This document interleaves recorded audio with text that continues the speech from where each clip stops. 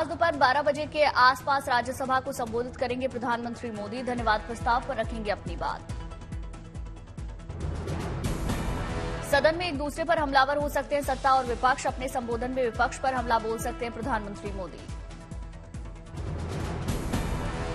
राहुल गांधी के हिंदुओं पर दिए गए बयान पर प्रधानमंत्री नेता प्रतिपक्ष का कर सकते हैं घेराव। पेपर लीक जैसे कई मामलों पर सत्ता पर निशाना साध सकता है विपक्ष। राहुल गांधी ने बीजेपी और एनडीए को चर्चा करने का न्योता दिया। कहा, पेपर लीक मामले पर चर्चा करें। मल्लिकार्जुन खड़गे ने प्रधानमंत्री मोदी पर बोला था हमला। कहा था, इनका 10 साल का कार्यकाल सिर्फ ट्रेलर था, पिक्चर अभी बाकी है। राष्ट्रपति द्रौपदी मुर्मू के अभिभाषण पर प्रधानमंत्री नरेंद्र मोदी का लोकसभा में संबोधन का। राष्ट्रपति ने देश का मार्गदर्शन किया।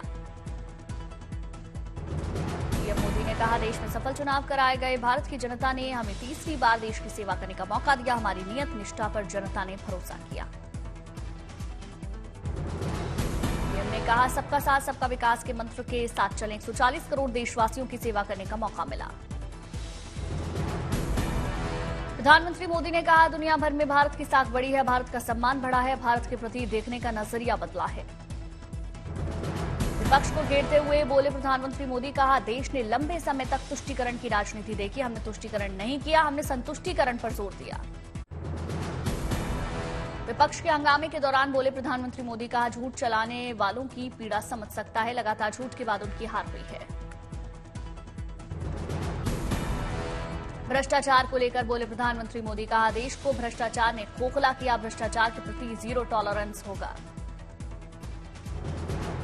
देशवासियों को विश्वास दिलाते हुए बोले प्रधानमंत्री मोदी। कहा, जनता के दिए भरोसे पर काम करेंगे। मेरा पल पल शरीर का कण कण देश को समर्पित। प्रधानमंत्री मोदी ने 2014 से पहले को बताया घोटालों का कालखंड। कहा, लोगों का आत्मविश्वास खो चुका था। आए दिन घोटाले की खबरें आती थी।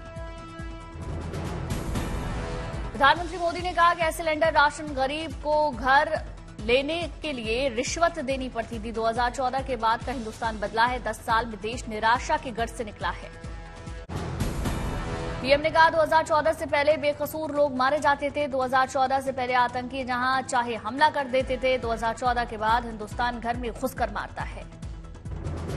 जम्मू कश्मीर में 370 को लेकर बोले प्रधानमंत्री मोदी। कहा, 370 की दीवार गिराने पर विकास हुआ। आज पत्थरबाजी बंद है, लोकतंत्र मजबूत है। भारत के विराट लक्ष्य पर बोले प्रधानमंत्री मोदी। का अपनी रफ्तार को और तेज करना है। अर्थव्यवस्था को नंबर 3 पर ले जाएंगे। हमने अर्थव्यवस्था को 5वीं बड़ी अर्थव्यवस्था बनाया।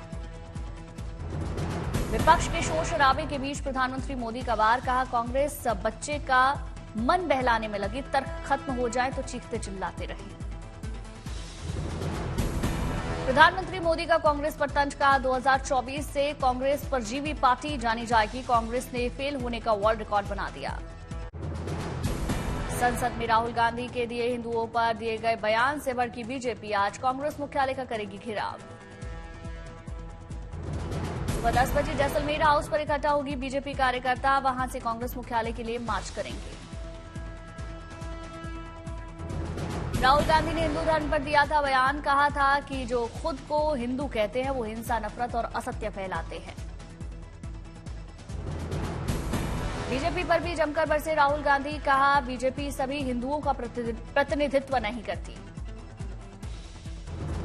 बाद में राहुल गांधी ने दी अपने बयान पर सफाई। कहा, मैंने हिंदू समाज की नहीं बल्कि बीजेपी की बात की थी। आज हाथरस जाएंगे सीएम योगी आदित्यनाथ। घटनास्थल का जायजा लेंगे। पीड़ित परिवार से मुलाकात करेंगे। प्रमुख सचिव संजय प्रसाद साथ रहेंगे।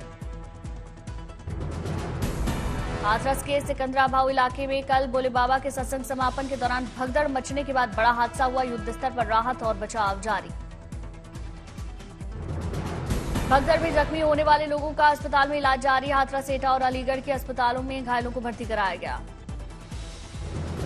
हाथरस हादसे के मद्देनजर जिला प्रशासन ने जारी किया हेल्पलाइन नंबर। जारी किए गए नंबर पर जा रही पीड़ित परिवार को मदद।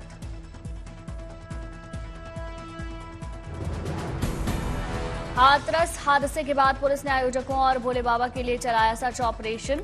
मैनपुरी के रामकुटी चैरिटेबल ट्रस्ट पर पुलिस का छापा।